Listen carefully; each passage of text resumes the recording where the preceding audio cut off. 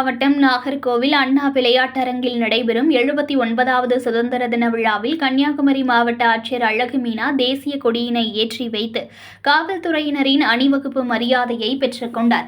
மேலும் 1.28 கோடி ரூபாய் மதிப்பிலான நலத்திட்ட உதவிகளை வழங்கினார். இந்திய திருநாட்டின் 79வது சுதந்திர தினத்தையொட்டி தமிழ்நாடு முதலமைச்சர் சென்னை புனித ஜார்ஜ் கோட்டை கொத்தளத்தில் தேசிய கொடி ஏற்றி வைத்ததை தொடர்ந்து கன்னியாகுமரி மாவட்டம் நாகர்கோவில் அறிஞர் அண்ணா விளையாட்டரங்கம் மைதானத்தில் நடைபெற்ற நிகழ்ச்சியில் குமரி மாவட்ட ஆட்சித்தலைவர் அழகு மீனா கலந்து கொண்டு தேசிய கொடியினை ஏற்றினார்கள்.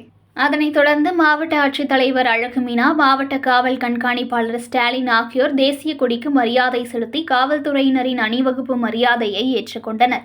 பின்னர் சமாதானத்தை வலியுறுத்தும் வகையில் வெண்புறாக்கள் மற்றும் வண்ண பலூன்களை பறக்கவிட்டார்கள். தொடர்ந்து பயனாளிகளுக்கு 1.28 கோடி ரூபாய் மதிப்பில் நலத்திட்ட உதவிகளை மாவட்ட ஆட்சியர் வழங்கினார். தொடர்ந்து மாணவ மாணவிகளின் கலை நிகழ்ச்சிகள் நடைபெற்றது.